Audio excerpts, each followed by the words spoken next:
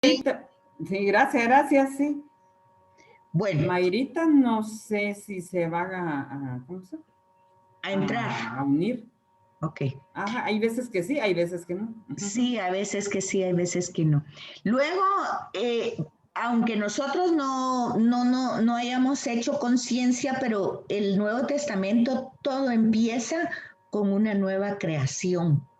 Ahí es donde todo va a tener un sentido, María como la nueva Eva, Jesús como el nuevo Adán, eso lo va a explicar más adelante Pablo, que ya lo vimos, pero en el Evangelio de Juan se va a ir presentando claramente los 7 días de la creación en el capítulo 1. Después del prólogo, cuando ustedes miran al día siguiente, 3 días después, ahí están cabal los 6 días y y ahí empieza las bodas de Caná como una nueva creación, un nuevo vino, una nueva historia, una nueva relación. En fin, todo eso está dicho a través de signos, a través de formas. Es una manera teológica de hablar de una nueva creación. Entonces eso lo tenemos en el Antiguo Testamento y también en el Nuevo. Aquí hay varias preguntas que desde el principio se les va dando en el esquema de la sesión. ¿Bajo qué perspectiva contemplan el tema de la creación los autores sagrados? ¿Qué tipo de relato es el relato de la creación? Y aquí tienen ustedes literal, figurado. ¿Qué intenta el autor sagrado? ¿Qué significado tiene el relato semanal? ¿Qué finalidad tiene ese relato? Fíjense que eso ustedes lo estudiaron en Introducción a la Biblia, ¿sí, verdad? Porque yo di ese tema, ese texto o ese folleto, yo lo trabajé y sé que ustedes ya estudiaron eso. ¿Se recuerdan? Y recordamos, sí, pero no nos acordamos. Aquí lo refrescamos. Susana, muy honestas, muy honestas. Bueno, pues entonces, no sé si ustedes quieren que refresquemos esto. Aquí pues es el esquema, ¿verdad? No hay nada que refrescar. No sé si ustedes quieren refrescar, ustedes compartiendo, bajo qué perspectiva contemplan el tema de la creación los autores sagrados. Piensen un ratito, si ustedes quieren que refresquemos esas ideas para seguir avanzando. ¿Qué tipo de relato es el relato de la creación? ¿Qué tipo? A ver. ¿Y qué significado tiene el relato semanal? ¿Qué finalidad tiene ese relato? ¿Qué me pueden decir de eso? Eso yo ya sé que ya lo estudiaron.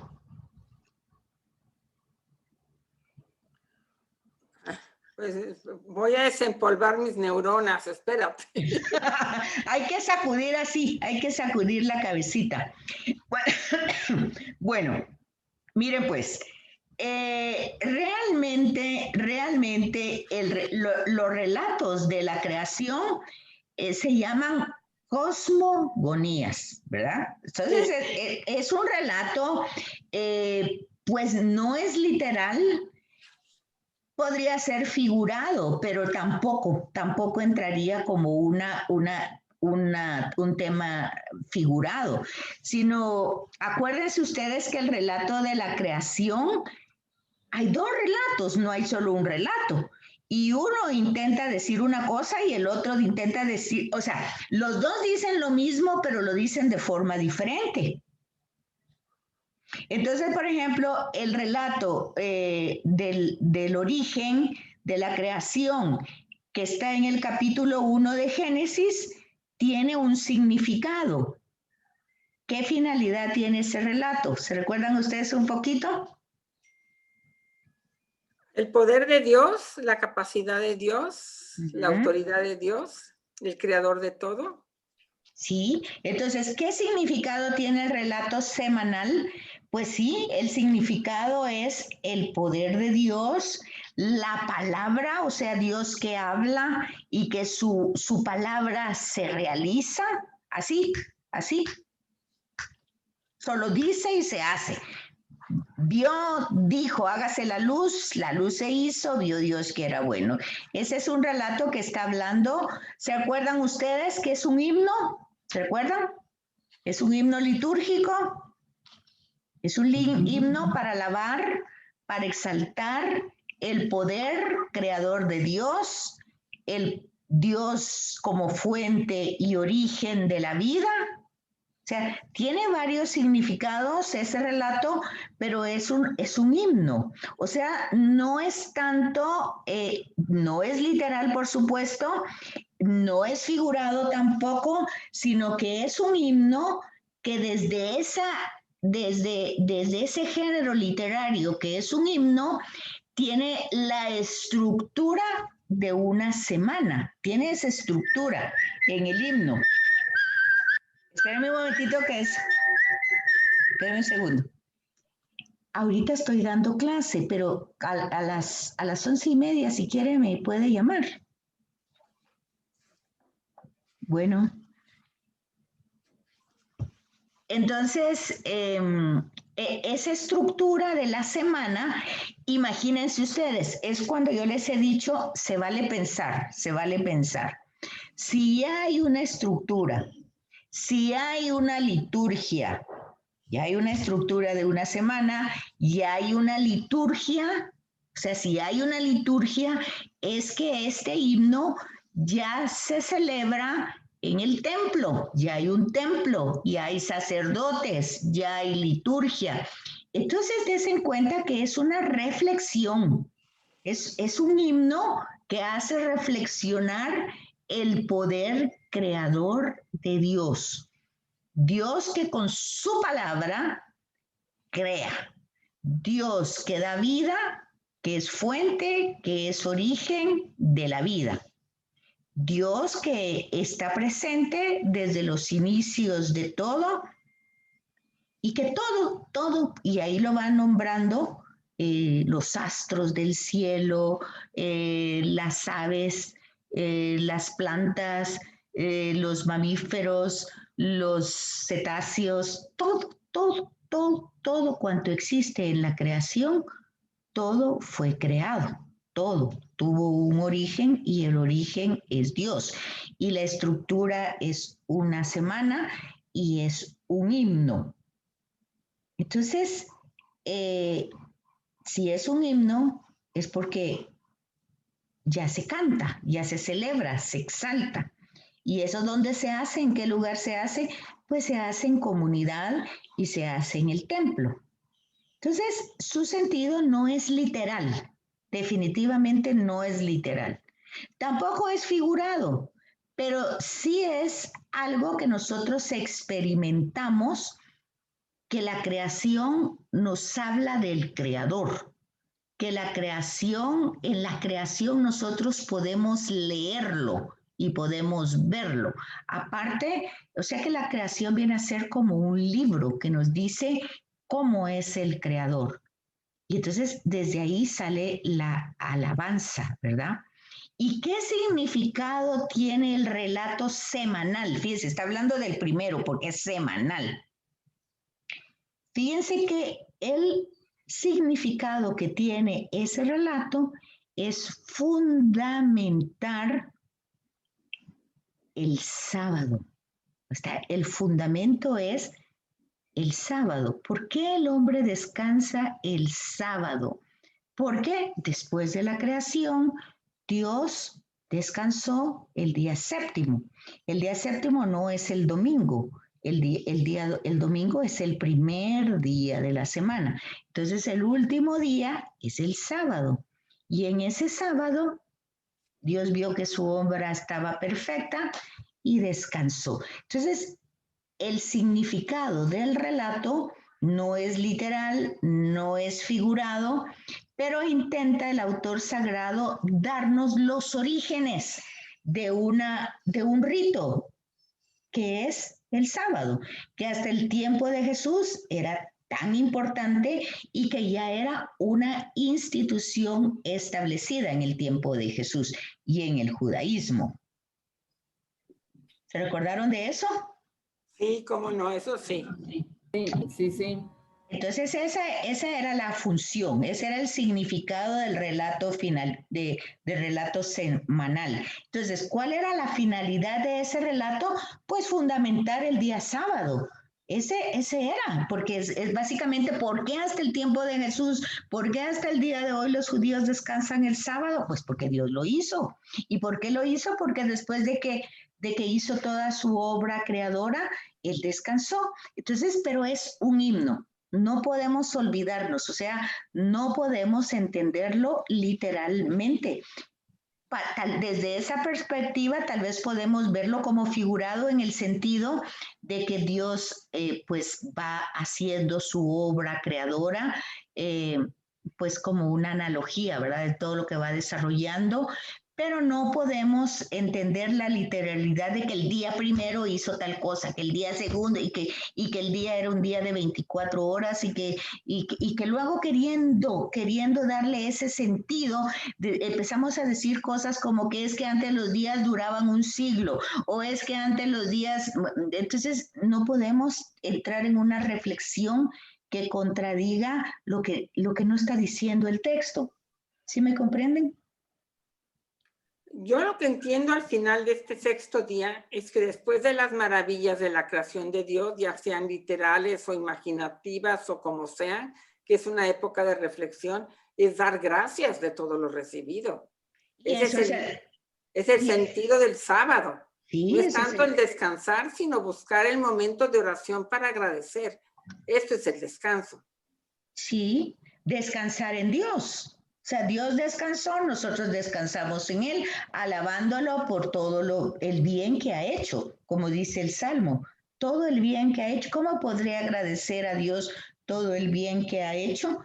Pues entonces le consagro ese día, pues totalmente para Él. Pero vean el sentido es así de sencillo y de lógico.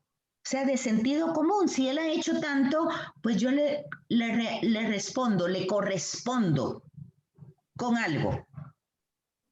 Así de sencillo. Pero vean ya como institución cómo se vuelve todo tan rígido, ¿verdad? A tal punto que si Jesús hace esto el sábado, ya se vuelve un problema. Si se fijan, el cambio, el giro que da a través de la historia, ¿verdad? Que no tenía esa finalidad, pero así cuando se va estableciendo, así se va desarrollando. Bueno, entonces vemos, por ejemplo, que aquí tienen ustedes en esta parte, pues el Génesis, ¿verdad? Que forma parte del Antiguo Testamento. Y en el Nuevo Testamento tendríamos, digamos, ya decíamos que en los Evangelios empieza la nueva creación de la humanidad, pero el Apocalipsis nos va a presentar una realidad todavía más novedosa, ¿verdad? Entonces tenemos los orígenes y tenemos no el fin, sino la trascendencia de estos orígenes, porque ese es otro problema. La interpretación, o no, tal vez no es la interpretación, la traducción que le han dado a la palabra apocalipsis, ¿verdad? Como un desastre, como una destrucción, como algo terrible, ¿verdad? Y sin embargo, apocalipsis también es un género literario.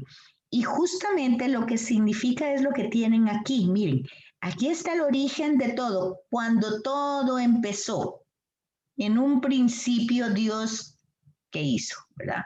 En un principio. En el centro de todo esto tenemos a Jesús de Nazaret. ¿Y qué es lo que va a presentar el texto o la teología? En la plenitud del tiempo. ¿Qué pasó en la plenitud de tiempo? Pues que trabajó desde el principio se encarnó, ¿verdad? Se hizo humano por amor. Esto de aquí es por amor y esto de aquí es por amor. Y nos deja su espíritu, que fue lo que celebramos ayer, para trascender a esto, la trascendencia, ¿verdad? Entonces, esta trascendencia no es que se va a destruir, se va a acabar, sino que va a dar un paso definitivo a cielos nuevos y tierra nueva. Claro, eso lo está diciendo. Tanto aquí lo hizo con un himno, un género literario, y aquí lo hace con un apocalipsis que también es un género literario. ¿Van conmigo hasta ahí? Sí, correcto. Ok. Muy bien, claro, claro. Perfecto. Entonces dice que es como ver una película, es como ver una película, pero estar en el contexto de que estamos viendo una película, ¿verdad? La creación en la revelación de Dios, o sea, todo tiene un principio en la creación, pero en esa creación lo más hermoso es cómo Dios se va dando a conocer. Y eso es la revelación. Otra vez, la creación es un acto de amor y la revelación es el máximo acto de amor, porque ya se dio a conocer creando, que Jesús en Juan dice eso, si no creen por lo que les digo, crean en lo que hago, en mis obras. Entonces la creación es eso. Decía yo hace un momentito, es como un libro, la creación, el universo, es como un libro donde nosotros podemos leer, conocer al creador. Así es su obra, así es él. Pero lo que continúa a través de toda la historia es la acción, siempre por amor, de que Dios se va revelando. Ya anteriormente habíamos puesto un ejemplo de que era no ahora como es la fotografía, porque hoy ya no sirve de ejemplo, pero antes sí servía de ejemplo el proceso que llevaba la revelación de un rollo de fotos. Entonces primero se tomaba la foto y luego entraba en un proceso a través de un líquido, había un proceso, luego se pasaba a otro líquido, tenía que estar en un cuarto oscuro, luego para que fuera saliendo la imagen, se ponía una luz roja y entonces poco a poco iba apareciendo la imagen paulatinamente, no aparecía como las Polaroid que sacaba la imagen solo en un ratito porque las sustancias estaban en esa parte oscura y yo recuerdo que el que tomaba la foto la hacía así, por como esperar unos minutitos y la revelación era inmediata. En el rollo llevaba todo ese proceso. Pues todo ese proceso en la historia, Dios se ha tomado el tiempo, siempre por amor, de ir dándose a conocer paulatinamente. Y esa dirección y producción de la revelación, pues la va haciendo su espíritu. Vemos en Génesis que ya el espíritu aleteaba sobre las aguas, sobre el caos, ok. Pero luego se van introduciendo en esa creación distintos productores que se asocian, que lo reconocen, que lo descubren y que de alguna manera nos quieren transmitir, porque ese es al final de cuentas lo que tenemos en la escritura, las experiencias de quién, la experiencia que tuvo Abraham, la experiencia que tuvo Moisés, o sea, cómo cada uno de ellos experimentó a ese ser y el momento que lo experimenta y lo que pasa y los cambios que da en su vida y la problemática que ellos tienen y cómo van teniendo enfoques diferentes y cómo cada uno va pues como acoplándose más a esa experiencia reveladora. O sea, esa revelación se da para todos, pero no todo el mundo la entiende. Entonces algunos la van captando con más facilidad, pues por obra del Espíritu, por una manera de abrirse. Fíjense que ayer me llamó mucho la atención la lectura del Evangelio de ayer. Porque si ustedes recordarán, se hace mucho énfasis en que Dios es un caballero o que Jesús es un caballero muy respetuoso, que toca la puerta y que incluso la pintura no tiene manecilla para abrir de afuera, porque nosotros desde dentro debemos de abrirle y todo es una disposición así. Pero ayer el Evangelio nos presentaba una realidad diferente. O sea, los apóstoles están encerrados con sus miedos, con sus preocupaciones, angustias, ansiedades, sus demonios, ¿verdad? Sus interioridades. Y Jesús entra así, puertas cerradas, ventanas cerradas, todos cerrados, ellos herméticamente metidos en un cuarto, y él entra. Y me recordé de que el Benedictus, lo que dice Zacarías, es para concedernos que libres de temor, arrancados de la mano de los enemigos, les sirvamos con santidad y justicia todos los días de nuestra vida. Y me puse a pensar yo que justamente en ese encierro, ¿cuáles son nuestros enemigos de los que nos arranca? Pues justamente la envidia, la codicia, la ambición, todas esas cosas, todo eso que está en nosotros de distintas maneras, es lo que viene el espíritu y lo arranca, porque viene y el relato dice que él dice, paz con ustedes. O sea, lo primero que regala es la paz. En medio de ese miedo, de ese encerrarse herméticamente con nuestros propios enemigos o nuestros propios demonios, él entra y dice, paz a ustedes. ¿Saben que nunca me había impresionado tanto esa lectura? Tuve un enfoque totalmente diferente. Yo dije, eso es, dije ya, la acción del espíritu, justamente no todo eso que presenta la imagen, porque esa la presenta el Apocalipsis. El toco a tu puerta y tú me abres y estoy a tu puerta y estoy tocando. Pero el de ayer, que era la acción del espíritu como esa fuerza arrebatadora que saca de raíz todo eso que no permite que se encarne su amor, su presencia en medio de nosotros. Y entonces sopla, dice, reciban el Espíritu Santo, y realmente lo interesante es perdonar. ¿Cuántas veces nosotros decimos, no, es que eso no lo puedo perdonar yo, imposible? No, eso no, bueno, y así ponemos esas resistencias. Bueno, todo esto forma parte de la revelación. No sé si van conmigo. Vamos. Ok. Sí, vamos. Los objetivos, ¿cuál es? Primero, el conceptual. Los conceptos nos ayudan a profundizar en el conocimiento de la creación a través de la revelación de Dios en las Sagradas Escrituras. Entonces, cuando está hablando de la creación, pues es para que nosotros tengamos cierto concepto, pero no necesariamente que nos afarremos de él, porque ya dijimos, tiene como funciones diferentes y nosotros tenemos que ver la riqueza que puede dar la reflexión de esa forma literaria, ¿verdad? Luego hay un procedimiento que recorremos a través de toda la escritura para ir desentrañando las enseñanzas sobre la creación y la palabra de Dios, en la palabra de Dios. Entonces, es decir, la creación tiene una función muy importante, o sea, es una función reveladora.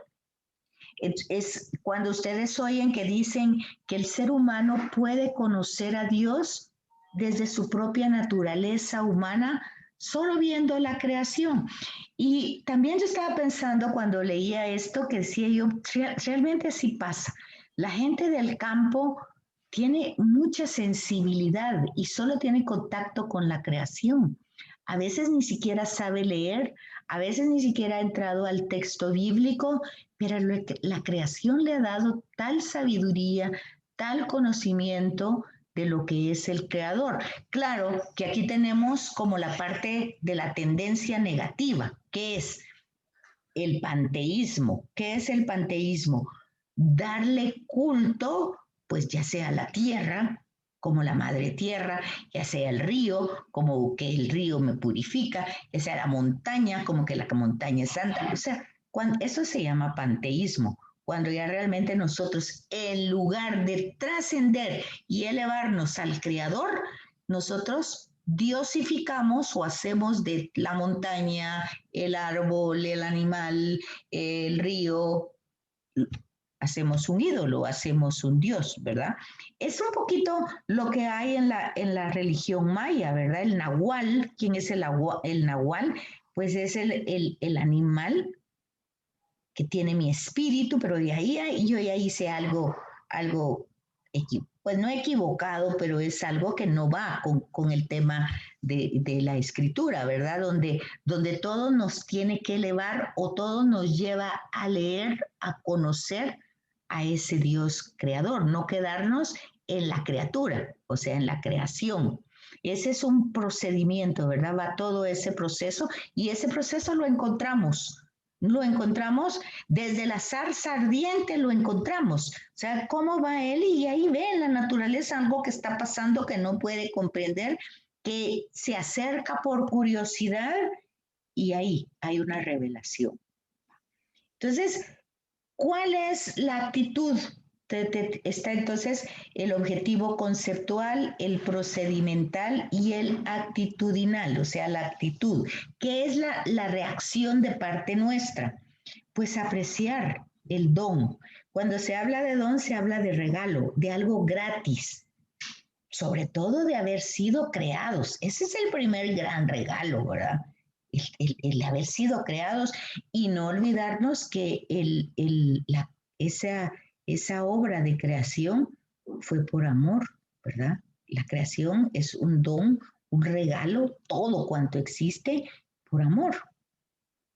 Yo no sé si se recuerdan ustedes a Marco Antonio Muñiz, ¿verdad? Que empezaba una canción hace muchos años que decía, por amor se llamaba la canción. ¿No se recuerdan? Ahí Por amor está. se han Creado por los amor. hombres Se han creado los hombres en la naturaleza. en la faz de la Exacto, tierra. eso. Tierra. Ujú. Entonces se dan cuenta, sí hay una comprensión que la creación, que el hecho que vivamos, eso ya es un don de amor, un regalo de amor inmerecido.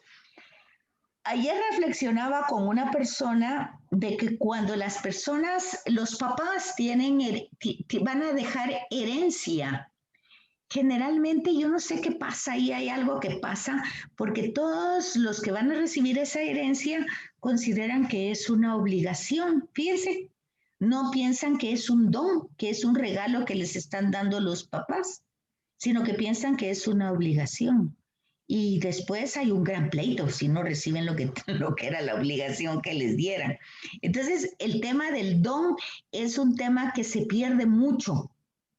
Yo creo que yo ayer pensaba que parte de esa pérdida es porque nosotros usurpamos el lugar de Dios. Al usurparlo, pues nosotros merecemos, ¿verdad? Merecemos la vida, merecemos la salud, merecemos la riqueza, merecemos, todo lo merecemos. ¿Y por qué lo merecemos? Pues porque vamos a misa, porque hacemos esto, porque somos buenos, porque hacemos... O sea, el tema aquí es totalmente diferente, el tema bíblico es totalmente diferente. Nosotros no merecemos nada, sí, fuimos creados por amor.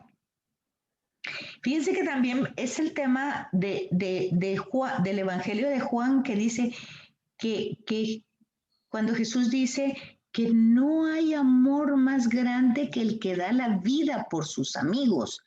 Pero cuando Jesús da su vida, ¿quiénes son sus amigos?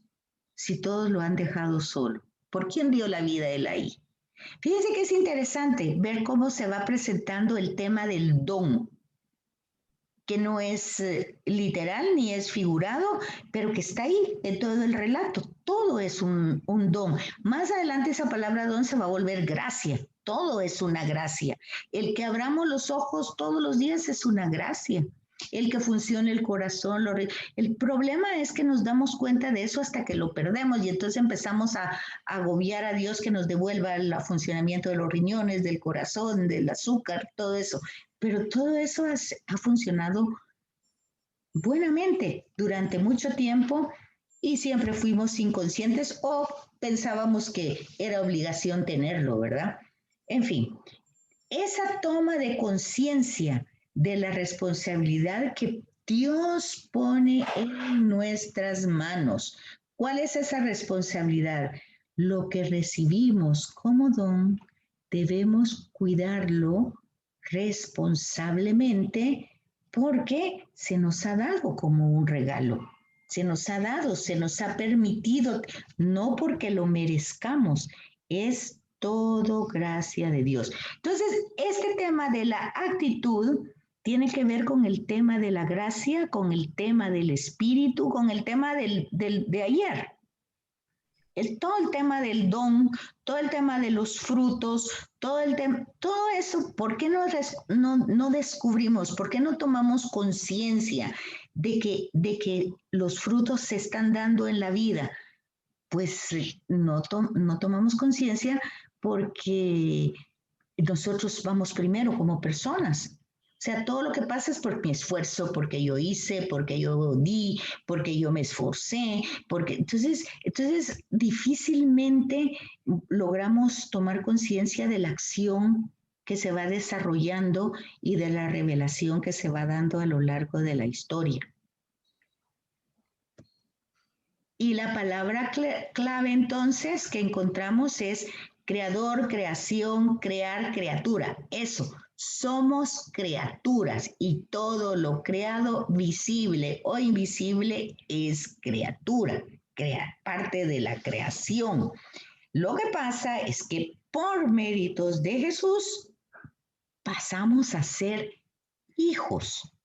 Pero eso es no por nuestros méritos, es por méritos de Jesús, por toda su acción. Aquí viene la soteriología, o sea, el tema de la salvación. Aquí viene el tema de la redención. Todo eso pasamos de ser criaturas, pasamos a ser hijos e hijas de Dios por méritos de Él. Entonces, el creador que crea, establece o funda pues todo lo que existe. Eso lo hace Dios, que sacó de las cosas de la nada. O sea, no hay nada, hay caos, hay confusión, hay oscuridad. Entonces la creación es la acción o efecto de crear, de hacer, de la nada, ¿verdad? El acto mediante el cual Dios trae a la existencia, pero aquí entra otro elemento, porque esto que trae a la existencia es a través de su palabra, ¿verdad? Fíjense, ese es Génesis 1, pero Génesis 2 no es a través de la palabra, sino es a través de la acción. ¿Por qué? Porque Dios modela a un hombre, lo hace de barro, eso es por medio de la acción, Génesis 2. Génesis 1, por medio de la palabra. En las dos creaciones está creando, pero las dos la está narrando de forma diferente. Pero hay elementos claros, acción y palabra. Y luego ese crear, producir algo de la nada en sentido propio, o sea, no, por eso decía, no es una interpretación figurada, sino que es propio, es una acción verdaderamente de Dios. De ahí que Jesús diga en el Evangelio, sin mí no pueden hacer nada. Totalmente cierto, porque como criaturas no podemos hacer más, ¿verdad? Ya a nuestra edad tendríamos que habernos dado cuenta que pese a muchos esfuerzos que hacemos, no logramos un resultado como el que esperábamos. De ahí que esté un dicho que diga, el infierno está lleno de buenas intenciones. Claro, porque la intención se tiene, a veces hasta el esfuerzo, pero luego llega el cansancio, luego ya no se puede, ya me cansé, esto no es posible. Entonces se necesita, como dice un ejemplo, ¿verdad? Se necesita ese espíritu que como que yo fuera una barquita de vela, ese espíritu va empujando las velas. Mientras que cuando yo tomo la acción por mis manos es como que yo voy remando. Y ya digo, bueno, ya me cansé de remar, no avanzo. Y a veces estoy dando vueltas en el mismo lugar y ya me cansé. Entonces, esas son las dos acciones. Actuar sin el espíritu, remando hasta que me canso y no llego a ningún lado. Y con el espíritu, como ese viento que va empujando la vela y que va llevándola a puerto seguro. Nos queda un minutito y sí volvemos a entrar, ¿verdad? Sí, gracias. Sí. Ok. Entonces, aquí tenemos la creación en el Antiguo Testamento. Yo no sé si han visto un anuncio de la televisión que me cae tan mal, que tiene esta figura, pero